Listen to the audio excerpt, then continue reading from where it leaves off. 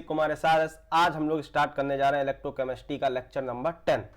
तो बेसिकली हमने इलेक्ट्रोकेमिस्ट्री का एक पार्ट पूरा कंप्लीट कर लिया है इलेक्ट्रोकेमिकल सेल का। ठीक है, इलेक्ट्रोकेमिकल सेल, नर्स इक्वेशन कहाँ कहाँ अप्लाई होती, कैसे कैसे अप्लाई होगी, कितने टाइप के सेल होते हैं, कौन से इलेक्ट्रोकेमिकल सेल कितने टाइप के होते हैं, कैसे कैसे होते हैं, क्या उसमें न्यूमेरिकल्स आते हैं, पूरा हमने जेई नीट तक का सब कुछ कंप्लीट किया है। ठीक है, बोर्ड से लेके नीट तक का और जेई तक का सब कुछ कंप्लीट है। उसमें आराम से आप पढ़िएगा, उससे रिलेटेड क्वेश्चंस करिएगा। आज हम लोग स्टार्ट कर रहे हैं इलेक्ट्रोकेमिस्ट्री का पार्ट 2, इलेक्ट्रोलिटिक सेल। क्या स्टार्ट करेंगे? Electrolytic cell. तो हेडिंग डाल लो, इलेक्ट्रोलिटिक सेल। ठीक, तो आराम से स्टार्ट करेंगे, आराम से देखना, हर एक चीज समझ में आएगी आपको।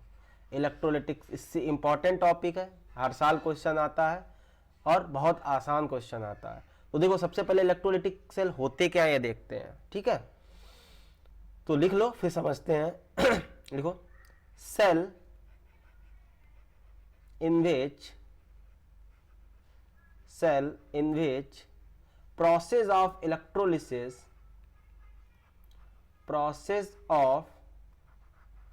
electrolysis is carried out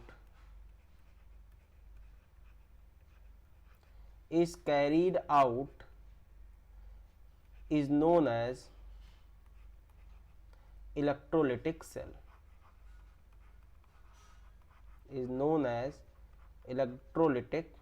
cell. तो बेसिकली वो सेल जिसमें हम लोग इलेक्ट्रोलिसिस का प्रोसेस होता है, जिन सेलों में, उनको बोलते हैं हम लोग इलेक्ट्रोलिटिक सेल। ठीक है, इतना समझे। होता क्या है इलेक्ट्रोलिसिस? देखो, इलेक्ट्रोलिसिस दो शब्द से बना है, इलेक्ट्रो एंड लिसिस। इलेक्ट्रो मतलब होता है इलेक्ट्रिक करंट। क्या होता है? Electric current. और लिसिस मतलब होता है ब्रेकिंग। समझे? लिसिस मतलब होता है क्या? ब्रेकिंग। तो बेसिकली इलेक्ट्रोलिसिस का मतलब हुआ है breaking off substance on passing electricity. तो लिख लो चाहो तो इलेक्ट्रोलिसिस भी, write down the heading electrolysis. छोटी सी इसी में हेडिंग डाल लो, क्या इलेक्ट्रोलिसिस होता क्या है। तो इलेक्ट्रोलिसिस बेसिकली होता है ब्रेकिंग ऑफ सब्सटेंस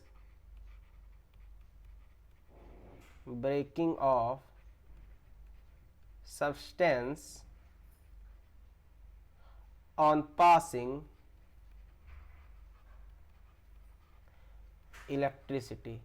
इलेक्ट्रिसिटी की प्रेजेंस में किसी भी सब्सटेंस का ब्रेक करना, उसको तोड़ना। ठीक है, तो जरा इसका सेटअप कैसा होता है जरा वो देख लेते हैं।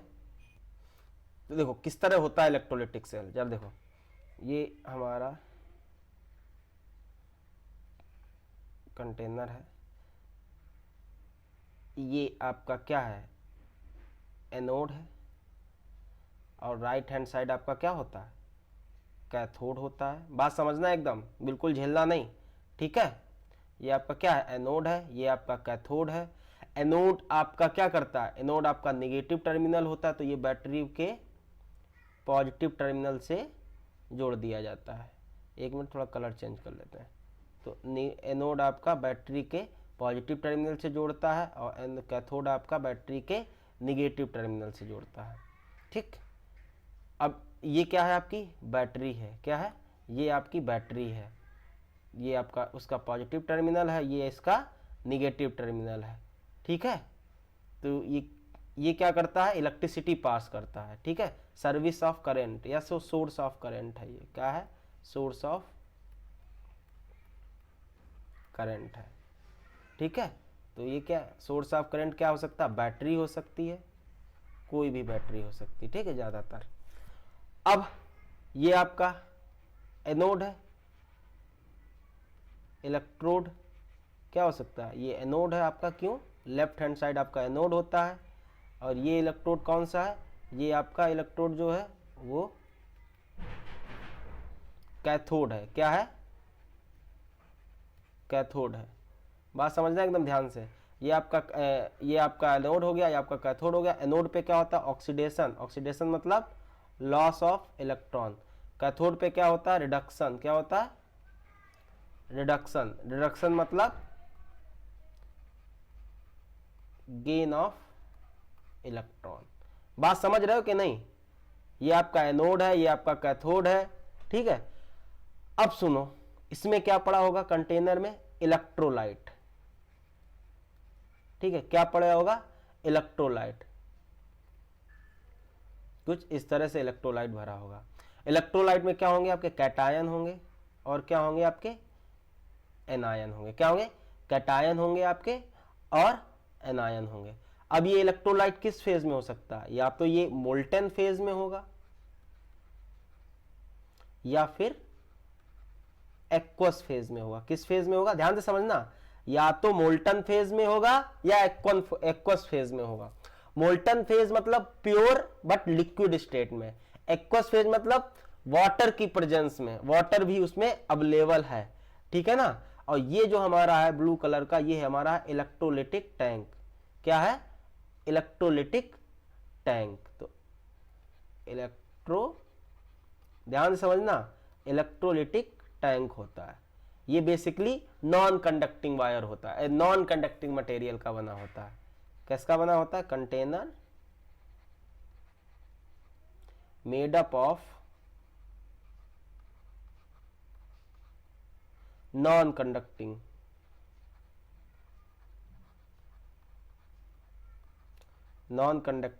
मटेरियल। ध्यान समझना एक एक चीज, ठीक है। इलेक्ट्रोलिटिक सेल समझा रहे हैं कैसा होता है, किस तरह से वर्क करता है, ठीक है। ये एनोड हो गया, ये कैथोड हो गया, इलेक्ट्रोलाइट हो गया। इलेक्ट्रोलाइट में क्या होंगे? कैटायन होंगे और एनायन होंगे। तो एनोड आपका जो कैथोड होता है वो आपका निगेटिव टर्मिनल होता है, ठीक है। किससे जुड़ा होता है? निगेटिव टर्मिनल से। तो अब निगेटिव टर्मिनल से जुड़ा हुआ है तो इसकी तरफ क्या जाएंगे? पॉजिटिव। कैटायन इसकी तरफ अट्रैक्ट करेंगे और एनायन आपके किसकी तरफ जाएंगे? एनोड की तरफ। एनोड किससे जुड़ा हुआ है? पॉजिटिव टर्मिनल से। नहीं समझे? अरे यार ये एनोड है, एनोड इलेक्ट्रॉन लूज करेगा तो एनोड पे कैसा चार्ज आ जाएगा? पॉजिटिव चार्ज आ जाएगा कि नहीं?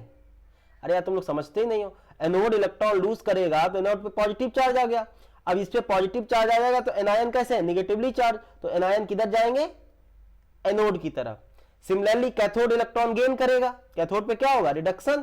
तो इलेक्ट्रॉन गेन करेगा। कैथोड पे कैसा चार्ज आएगा? Negative charge. तो निगेटिव चार्ज की तरह कौन कौन मूव करेगा? कौन? कैटायन। कैटायन कैसे होते हैं? पॉजिटिवली चार्ज होते हैं। तो इस तरह ये मूव करते हैं। नहीं समझ में आया? अरे यार देखो, ये हमारा बैटरी है। बैटरी हमारा पॉजिटिव टर्मिनल एनोड से जुड़ता है, निगेटिव टर्मिनल कैथोड से जुड़ता है, ठीक है। अब एनोड पे क्या होता है? इलेक्ट्रॉन लूज करता है, बेसिकली ऑक्सीडेशन होता है। तो ये इलेक्ट्रॉन जब लूज करेगा, इलेक्ट्रॉन पॉजिटिव से निगेटिव तरफ भागेगा। तो एनोड इलेक्ट्रॉन जब लूज करेगा तो इस पे कैसा चार्ज आ जाएगा? एनोड पे आपका पॉजिटिव चार्ज आ जाएगा। अब जैसे ही एनोड पे पॉजिटिव चार्ज आएगा तो ये जो एनायन होंगे, एनायन निगेटिवली चार्ज होते हैं, वो किस तरफ मूव करेंगे? एनोड की तरफ। अब कैथोड इलेक्ट्रॉन गेन करेगा। कैथोड का कैसा चार्ज आ जाएगा? निगेटिवली चार्ज आ जाएगा। जैसे निगेटिव चार्ज आएगा तो उसके जो इलेक्ट्रोलाइट में जो पॉजिटिव आयन होंगे बेसिकली कैटायन होंगे, वो किस तरफ मूव करेंगे? कैथोड की तरफ। ये हम बाद में बात करते रहेंगे, आराम से सब समझ में आएगा, लेकिन इतनी चीजें आपको क्लियर हो गई होंगी, ठीक है। सी मतलब आपका कैटायन, ए मतलब है आपका एनायन, ठीक है। तो ये हो गया हमारा इलेक्ट्रोलिटिक सेल। कुछ इस तरह आपका इलेक्ट्रोलिटिक सेल होता है। अब आगे हेडिंग डाल लो। तो इलेक्ट्रोलिटिक सेल समझ गए। तो अब आगे हेडिंग डालो आप, क्वालिटेटिव एस्पेक्ट्स ऑफ इलेक्ट्रोलिसिस। देखो, दो तरह के इलेक्ट्रोलिसिस के दो एस्पेक्ट होते हैं, एक क्वालिटेटिव, एक क्वांटिटेटिव। तो सबसे पहले हम लोग कौन वाले एस्पेक्ट्स देखेंगे? क्वालिटेटिव एस्पेक्ट्स, ठीक है ना। तो हेडिंग डालो क्वालिटेटिव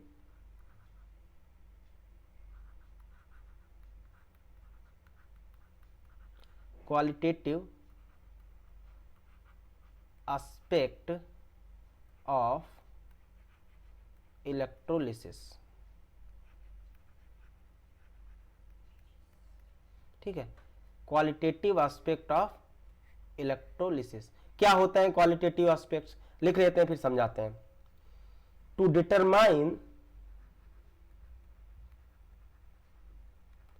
डिटरमाइन क्वालिटी, स्पेलिंग गलत हो गया, टू डिटरमाइन क्वालिटी मतलब नेचर ऑफ प्रोडक्ट्स, ठीक है। टू डिटरमाइन क्वालिटी, लिख लो ब्रैकेट में, that is nature of products, nature of products formed at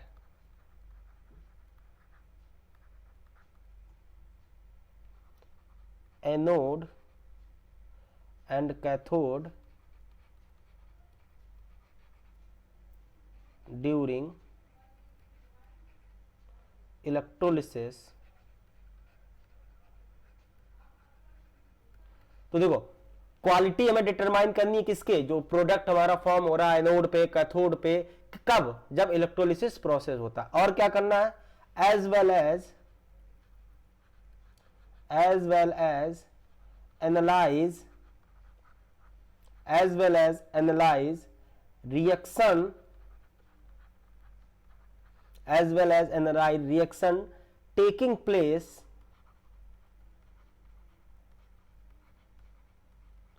taking place at anode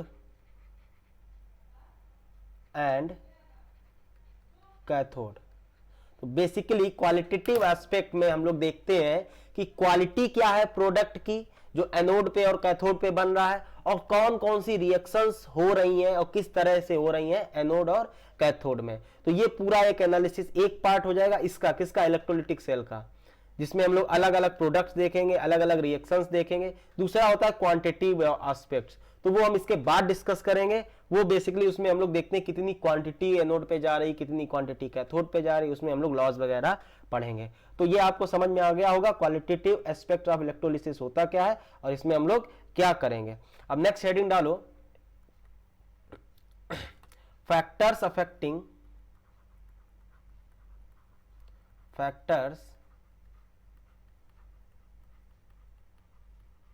affecting cell reaction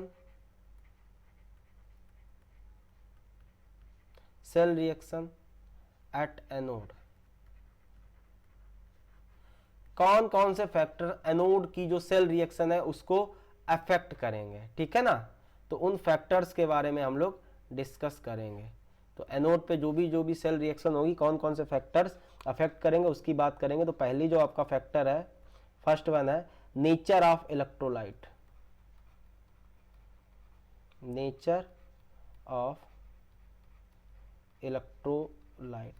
electrolyte के nature पे डिस्कस करेगा, मतलब कौन सा इलेक्ट्रोलाइट ले रहे हैं, NaCl ले रहे हैं कि आप मैग्नीशियम ब्रोमाइड ले रहे हैं, कि आप AgNO3 ले रहे हैं, सिल्वर नाइट्रेट ले रहे हैं, कि आप कॉपर सल्फेट ले रहे हैं, ठीक है, कि आप जिंक क्लोराइड ले रहे हैं। कौन सा इलेक्ट्रोलाइट ले रहे हैं, टाइप ऑफ इलेक्ट्रोलाइट पे डिपेंड करेगा कि आपका रिएक्शन कैसा होगा। तो ये हो गया पहला का नेचर ऑफ इलेक्ट्रोलाइट। तो हम कौन सा इलेक्ट्रोलाइट ले रहे हैं उस पर ऊपर डिपेंड करेगा। ये NaCl है, ठीक है, NaCl। अब दूसरा आपका फैक्टर है क्या, मीडियम ऑफ इलेक्ट्रोलाइट।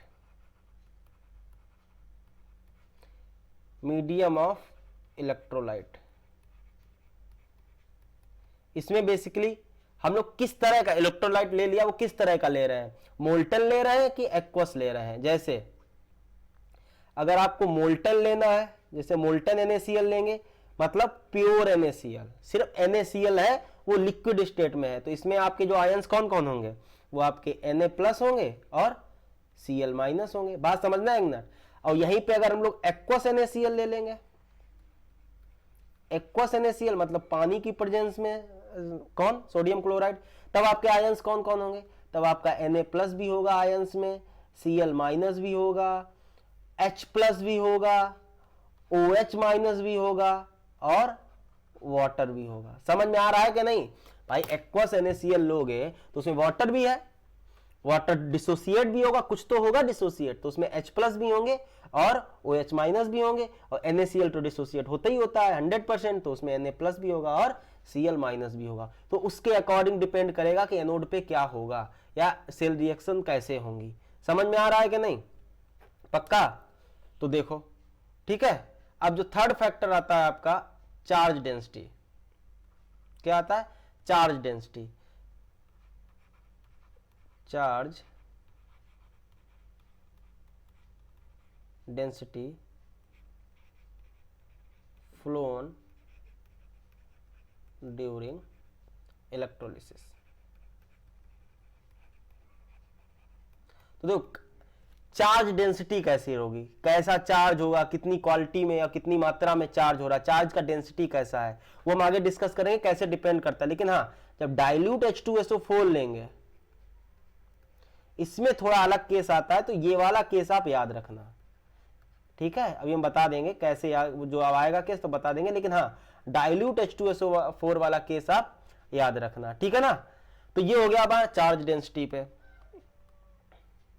और जो थर्ड फैक्टर है, सॉरी फोर्थ फैक्टर बनता है, कौन सा था ये? कंसंट्रेशन। हाँ, फोर्थ फैक्टर जो आपका आएगा वो आ जाएगा कंसंट्रेशन ऑफ इलेक्ट्रोलाइट। क्या हो जाएगा? Concentration of electrolyte. तो ये भी मैटर करेगा कि इलेक्ट्रोलाइट का कितना कंसंट्रेशन ले लिए। जैसे आपका NaCl इंपॉर्टेंट केस है, तो NaCl वाला केस जब आएगा तो उसको भी याद रखना पड़ेगा आपको, इंपॉर्टेंट है, डायरेक्ट पूछा जाता है। अभी नहीं, ये नहीं याद रखना, बता रहा हूं। जब NaCl के दो केस आएंगे, जैसे मान लो जब कंसंट्रेटेड NaCl होगा तब क्या प्रोडक्ट बनेंगे, और जब आपका डाइल्यूट NaCl होगा तब क्या प्रोडक्ट बनेंगे। तो बाकी सब में अलग अलग प्रोडक्ट बनेंगे, लेकिन NaCl वाले इंपॉर्टेंट है, आपको याद रखना पड़ेगा। देखो, कंसंट्रेटेड NaCl में अलग प्रोडक्ट बनेगा और डाइल्यूट NaCl में अलग प्रोडक्ट बनेगा। तो याद ध्यान रखना कि इलेक्ट्रोलाइट की कंसंट्रेशन पे भी डिपेंड करता है, ठीक है। तो ये हो गया चौथा फैक्टर। पांचवा फैक्टर क्या है आपका? पांचवा फैक्टर होगा आपका नेचर ऑफ इलेक्ट्रोड। क्या? Nature of electrode. इलेक्ट्रोड कैसा ले रहे हो, उसके नेचर पे डिपेंड करता है कि नेचर ऑफ इलेक्ट्रोड कौन सा, इलेक्ट्रोड क्या है, ठीक है। तो इसमें दो टाइप का, एक तो पहले इनर्ट इलेक्ट्रोड, ठीक है, इनर्ट इलेक्ट्रोड होगा या फिर एक्टिव इलेक्ट्रोड होगा। तो इनर्ट इलेक्ट्रोड क्या होता है? Electrode which does not participate in the process. तो लिख लो, electrode which does not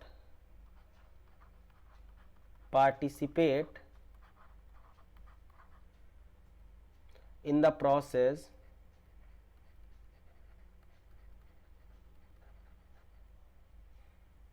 of electrolysis। जो इलेक्ट्रोलिसिस प्रोसेस में पार्टिसिपेट नहीं करेंगे, ठीक है ना। जैसे कौन कौन से, अब पता है कौन सा, जैसे आपका प्लेटिनम हो गया, ठीक है, प्लेटिनम का ले रहे हो कि कॉपर का ले रहे हो, अब डिपेंड करता है कौन सा प्रोसेस हो रहा है, ठीक है। तो इनर्ट इलेक्ट्रोड वो इलेक्ट्रोड होते हैं जो इलेक्ट्रोलिसिस का प्रोसेस है उसमें पार्टिसिपेट नहीं करेंगे, ठीक है। अब डिपेंड करता है हम लोग कौन सा ले रहे हैं, मटेरियल क्या क्या है, कि उसमें कॉपर है कि पार्टिसिपेट करेगा कि नहीं करेगा, ठीक है ना। तो हमारे जो इनर्ट इलेक्ट्रोड का बाद दूसरा इलेक्ट्रोड होता है कौन सा? Active electrode. एक्टिव इलेक्ट्रोड, ठीक है। एक्टिव इलेक्ट्रोड क्या होते हैं? जो पार्टिसिपेट करते हैं। Electrode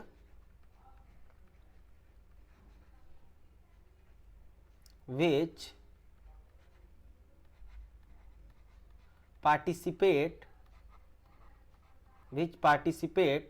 in the process of electrolysis। Process of electrolysis समझ में आया कि नहीं? तो एक्टिव इलेक्ट्रोड जो होते हैं वो इलेक्ट्रोलिसिस प्रोसेस में पार्टिसिपेट करते हैं, इनर्ट इलेक्ट्रोड जो नहीं करते। तो डिपेंड करता है हमारे पास इलेक्ट्रोड क्या है, ठीक है, उसके हिसाब से हमारी रिएक्शंस होंगी, ठीक है। इसमें एग्जांपल जैसे कोई भी मेटल का इलेक्ट्रोड हो गया, ज्यादातर मेटल इलेक्ट्रोड्स, ठीक है, मेटल इलेक्ट्रोड्स। देखते हैं भाई क्या कंडीशंस हैं, तो कौन से इलेक्ट्रोड उसमें एक्टिव होंगे, कौन से इनएक्टिव होंगे, उस हिसाब से हम लोग यूज करेंगे। जैसे आपका सिल्वर हो गया, एयू हो गया, जिंक हो गया, ये सारे आपके डिपेंड करता है कौन सा हम लोग, ओवरऑल सारे नहीं, हर टाइम पे सारे, मतलब ये नहीं होता है कि जो रिएक्शन नहीं करते हैं, हम देख रहे हैं सेटअप में हमारा कौन सा कॉपर रिएक्ट करेगा कि नहीं करेगा। अगर नहीं कर रहा है तो एज ए इनर्ट इलेक्ट्रोड की तरह काम करेगा। समझ में आ रहा कि नहीं? ऐसे सारे मेटल के इलेक्ट्रोड आपके इनर्ट नहीं होंगे या एक्टिव नहीं होंगे। वहां उस समय कंडीशंस देखेंगे कि हम लोग कौन सी रिएक्शन कराने जा रहे हैं, क्या प्रोडक्ट बनाने जा रहे हैं, क्या रिएक्टेंट है हमारे। समझ में आ रहा कि नहीं? तो ये सब हम आगे प्रोसेस बाय प्रोसेस देखेंगे। ये तो अभी हम बता रहे हैं कि क्या क्या चीजें हमें जरूरत पड़ेंगी, ठीक है ना। अब देखो, अब कुछ पॉइंट्स जो है वो हमें ध्यान रखने हैं इलेक्ट्रोलिसिस प्रोसेस के टाइम, या फिर इलेक्ट्रोलिटिक सेल, जब हम लोग इलेक्ट्रोलिटिक सेल के थ्रू इलेक्ट्रोलिसिस प्रोसेस कराएंगे तब हमेशा ध्यान रखना, अनलेस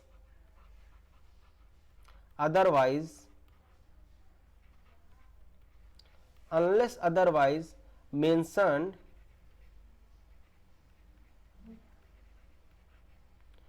always assume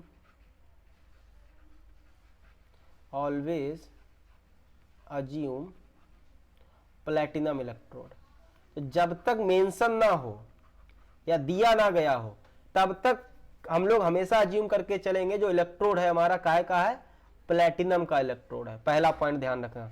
दूसरा, हमेशा जो एनालिसिस करेंगे, एनोड की रिएक्शन को पहले एनालिसिस करेंगे, उसके बाद कैथोड की रिएक्शन को एनालिसिस करेंगे। ध्यान रखना ये सारे points. Always analyse anode reaction first.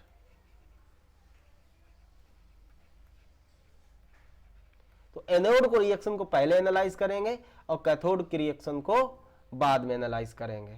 तो ये सब पॉइंट पूछे नहीं जाएंगे, आपको ध्यान रखना है जब आगे एनालिसिस करेंगे हम लोग इलेक्ट्रोकेमिकल सेल का, ठीक है। एंड लास्ट पॉइंट आपको ध्यान रखना है, if anode is of metal then always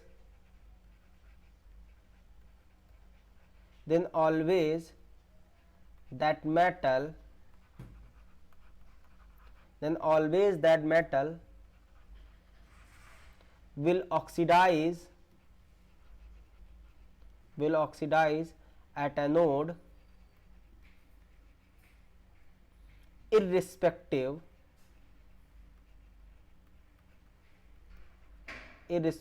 of the presence of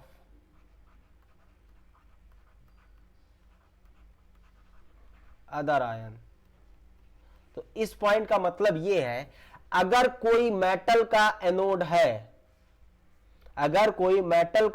है, तो वो हमेशा एनोड पे ऑक्सीडाइज होगा। भाई एनोड पे ऑक्सीडेशन ही होता है, लेकिन हमेशा मेटल का ऑक्सीडेशन होगा, जो अगर मेटल दिया गया है तो। समझ में आ रहा कि नहीं?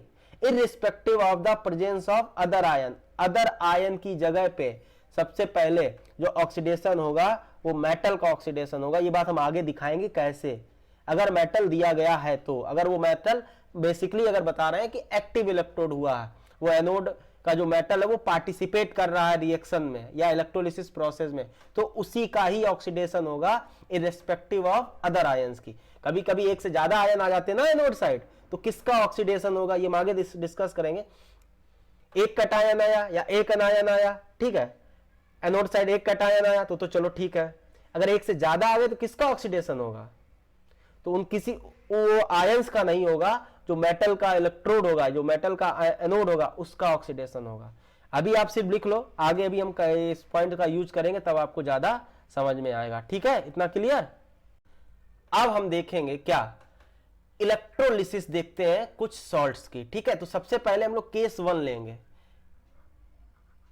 केस 1 में हम लोग देखेंगे मोल्टन सॉल्ट की इलेक्ट्रोलिसिस, मोल्टन सॉल्ट्स की, ठीक है। केस 1 में हम लोग देखेंगे इलेक्ट्रोलिसिस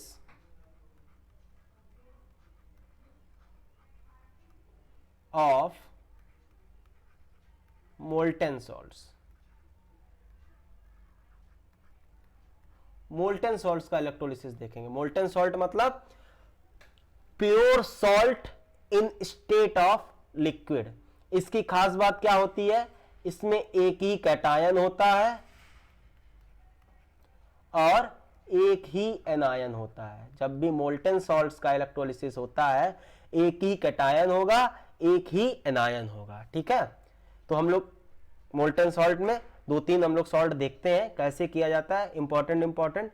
तो पहला जो इंपॉर्टेंट सॉल्ट है हमारा, बोर्ड के लिए भी इंपॉर्टेंट है, ये सीधे एनसीईआरटी में डायरेक्ट दिया गया है। ठीक है, कौन सा सॉल्ट लेंगे, NaCl। मोल्टेन NaCl लेते हैं तो क्या होता है, मोल्टेन NaCl का हम लोग इलेक्ट्रोलिसिस करते हैं यूजिंग प्लैटिनम इलेक्ट्रोड। ठीक है, मोल्टेन NaCl लेते हैं यूजिंग प्लैटिनम इलेक्ट्रोड। देखो, तो सबसे पहले सेटअप बनाते हैं। ये सेटअप आपका ये हो गया आपका क्या, एनोड। ये हो गया आपका राइट हैंड साइड में कैथोड। ठीक है, ये हो गई आपकी बैटरी, पॉजिटिव टर्मिनल एनोड के साथ, निगेटिव टर्मिनल कैथोड के साथ। ये ऑलरेडी डिस्कस हो गया। ठीक है ना। और जो इलेक्ट्रोड है आपका काहे का है, ये इलेक्ट्रोड आपका काहे का, प्लेटिनम का इलेक्ट्रोड है। ठीक है, ये आपका पॉजिटिव टर्मिनल है, ये आपका निगेटिव टर्मिनल है।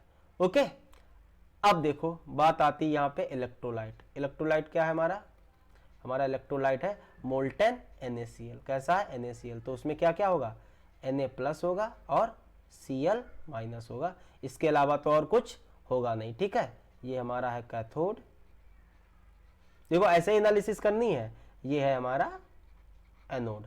अब ये प्लेटिनम का इलेक्ट्रोड है। ठीक है, ये किसका है, प्लेटिनम का इलेक्ट्रोड है, चाहे एनोड हो चाहे कैथोड है, दोनों प्लेटिनम के हैं। ओके, अब हमारे पास क्या है, NaCl कैसा है, मोल्टेन है, तो किस में जाएगा, Na+ और Cl- में आयनाइज हो जाएगा। तो हमारे इलेक्ट्रोलाइट में जो आयन्स है वो क्या क्या है, Na+ है और Cl- है। ठीक है, अब इसकी हम लोग एनालिसिस करते हैं। एनालिसिस कैसे करते हैं, चलो देखते हैं। ठीक है, अब देखो एनोड, एनोड पे क्या होगा, हमेशा से हमें पता है एनोड पे होता है ऑक्सीडेशन। ऑक्सीडेशन मतलब लॉस ऑफ इलेक्ट्रॉन। और एनोड पे कौन जाएगा, एनोड पे जाएगा आपका एनायन Cl- और कैथोड पे कौन जाएगा, Na+। तो एनोड पे कौन जाएगा, Cl- एनायन।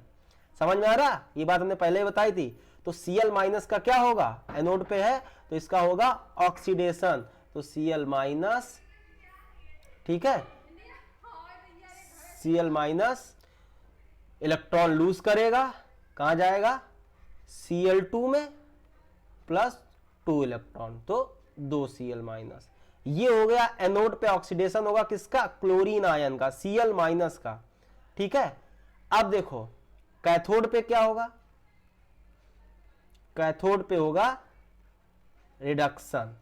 रिडक्शन मतलब गेन ऑफ इलेक्ट्रॉन। कैथोड पे कौन गया, Na+। तो Na+ क्या करेगा, आपका इलेक्ट्रॉन गेन करेगा और कहां जाएगा, Na सॉलिड में। ध्यान से ना, कहां जाएगा, Na सॉलिड में। तो एनोड पे Cl2 बन रहा है, कैथोड पे सोडियम बन रहा है। समझ गए। अब नेट रिएक्शन, नेट रिएक्शन देख लो, ध्यान समझना, सारे आंसर इसी में ही है। ऐसे क्वेश्चन पूछे जाएंगे कि एनोड पे क्या बन रहा है, कैथोड पे क्या बन रहा, तो नेट रिएक्शन देखो। अब देखो इलेक्ट्रॉन कैंसिल होना चाहिए, तो ये 2, ये 2 इलेक्ट्रॉन, तो इलेक्ट्रॉन से इलेक्ट्रॉन कैंसिल हो गए, तो हमारा क्या हुआ नेट रिएक्शन, 2Na+, ठीक है, 2Cl- किस में जा रहा है, 2NaCl में, सॉरी NaCl में क्यों आएगा, क्या आ रहा है, 2 किस में जाएगा, Na सॉलिड और Cl2 गैस। ये हो गई हमारी नेट रिएक्शन। क्या हो गई, ये हमारी हो गई नेट रिएक्शन। अब देखो पूछा क्या जाएगा, ये हो गया Cl2 हमारा क्या हो गया, एनोड प्रोडक्ट। क्या हो गया, Cl2 हो गया हमारा एनोड प्रोडक्ट। ध्यान रखना, पूछा जाता कि एनोड पे क्या बनता है, जब हम लोग मोल्टेन NaCl लेते हैं तो एनोड पे क्या बनता है, Cl2 गैस। कैथोड पे क्या बनता है, सोडियम, सोडियम बनता है। सोडियम इंडस्ट्रियल प्रोसेस हमारा सोडियम बनाने का यही होता है, क्या बनता है, सोडियम सॉलिड। जब हम लोग मोल्टेन NaCl लेते हैं तो ये हमारा क्या हो गया, कैथोड प्रोडक्ट। क्या हो गया, Cp, इसको बोलते हैं Cp, कनॉट प्लेस नहीं, कैथोड प्रोडक्ट। ये पूरा लिखे दे रहे हैं, आगे हम लोग Cp यूज करेंगे, कैथोड प्रोडक्ट। तो कैथोड प्रोडक्ट हो गया Na। तो मोल्टेन NaCl के केस में एनोड पे बनता है क्लोरीन गैस, कैथोड पे बनता है सोडियम। ठीक है, तो अगर रिएक्शन हम लोग देखें, तो अगर हम लोग देखें मोल्टेन NaCl, जब NaCl लेते हैं कैसा, मोल्टेन, ध्यान रखना मोल्टेन, तो क्या बनता है हमारा, तब बनता है हमारे Na सॉलिड और Cl2 गैस। ये बनता है हमारा मोल्टेन NaCl लेने पर। ठीक है, ये हो गई हमारी बैलेंस रिएक्शन। देखो एक बात और ध्यान रखना, रिएक्शन होती कैसे है, इसको इलेक्ट्रोलिटिक सेल में या इलेक्ट्रोलिसिस प्रोसेस में, ये हमने पूरा डिटेल डिस्कस किया। नेट रिएक्शन आपकी ये आ गई। अब देखो, ये जो सोडियम होता है ये हमारा मेन प्रोडक्ट होता है। हमारा बेसिकली मकसद होता है कि सोडियम बनाए, जो NaCl है उससे सोडियम कैसे बनाया जाए। और ये जो हमारा Cl2 होता है बाई प्रोडक्ट होता है। बाई प्रोडक्ट मतलब जो मेन प्रोडक्ट के साथ में अपने आप बनता है। ठीक है, इसकी जरूरत नहीं होती है, ये कम मात्रा में होता है। मेन प्रोडक्ट हमारा डिजायर होता है, हम लोग, मेरा फोकस रहता है कि सोडियम कैसे बढ़ाया जाए। समझ में आया कि नहीं। इसी इंडस्ट्री में यही मेथड यूज होता है। इंडस्ट्री में जब सोडियम बनाया जाता है तो इसी मेथड से यूज होता है। इसको बोलते हैं डाउन्स प्रोसेस। याद रखना, आसान है और इंपॉर्टेंट भी है। NaCl का केस सारे इंपॉर्टेंट है, तो ध्यान रखना। तो लिख लो, it is an industrial method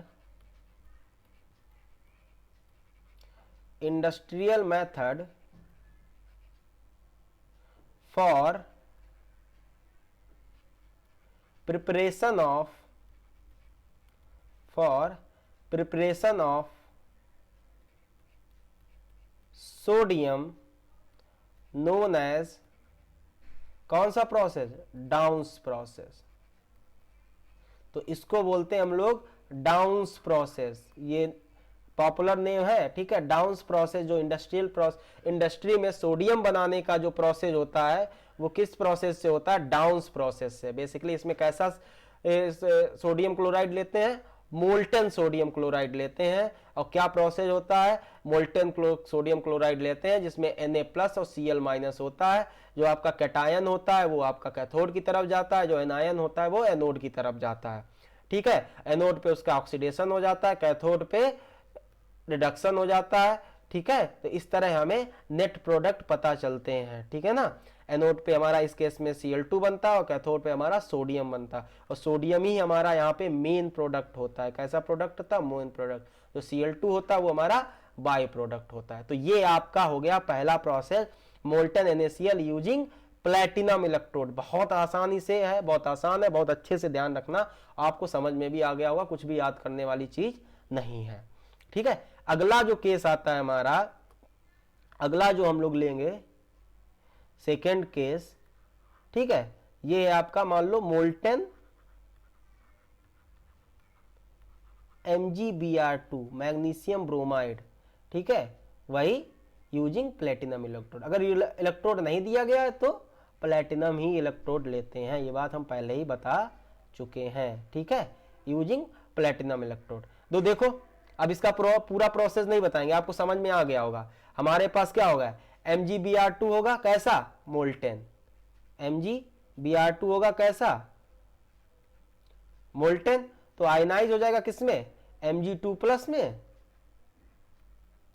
और 2Br- में। तो यहां भी हमारे पास एक ही कैटायन है और एक ही एनायन है। तो एनोड पे आपका कौन जाएगा, एनोड पे आपका कौन जाएगा, एनोड पे आपका एनायन जाएगा। एनोड पे देखो, ध्यान रखना, अब समझ में आ गया। एनोड पे आपका जाएगा एनायन। ठीक है, एनोड पे कौन जाए, एनोड पे होगा ऑक्सीडेशन और एनोड पे कौन जाता है, एनायन। एनायन कौन है, Br। Br बेसिकली एनोड पे जाएगा और उसका ऑक्सीडेशन होगा, इलेक्ट्रॉन लूज करेगा, तो Br माइनस, ठीक है, किसमें कन्वर्ट होगा, लॉस करेगा इलेक्ट्रॉन Br2 गैस में, और कितना इलेक्ट्रॉन, 2 इलेक्ट्रॉन लूज किए तो बैलेंस किया 2Br माइनस। सिमिलरली कैथोड पे, कैथोड पे होगा आपका रिडक्शन, और कैथोड पे कौन जाता है, कैटायन। कैटायन कौन है, Mg2+। ये क्या करेगा, इलेक्ट्रॉन गेन करेगा और किसमें जाए कन्वर्ट होगा, मैग्नीशियम सॉलिड में। समझ में आ रहा कि नहीं। तो इस तरह इसकी नेट रिएक्शन हो जाएगी। तो हमें नेट रिएक्शन क्या हो जाएगी, ये तो ये निपट गया। तो नेट रिएक्शन हो जाएगी आपकी Mg2+, 2Br minus, Br2 gas और magnesium solid.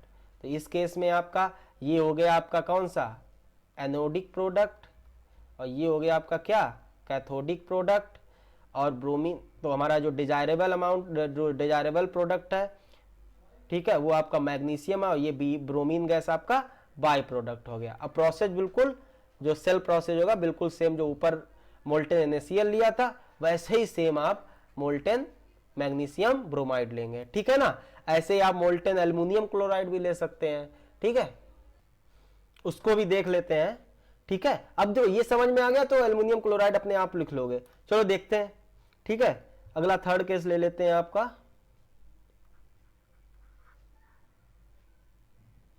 Molten aluminium chloride, AlCl3। कोई दिक्कत नहीं, अगर वो समझ में आ गया तो ये अपने आप लिख लोगे यार, कोशिश तो करो, ठीक है। तो क्या है आपके पास, MgBr2 है, सॉरी एल्युमिनियम क्लोराइड है ना, MgBr2 कहां से आ गया, तो एल्युमिनियम क्लोराइड है, AlCl3 कैसा है, मोल्टेन है। तो क्या बनेगा, Al3 plus 3Cl minus ion.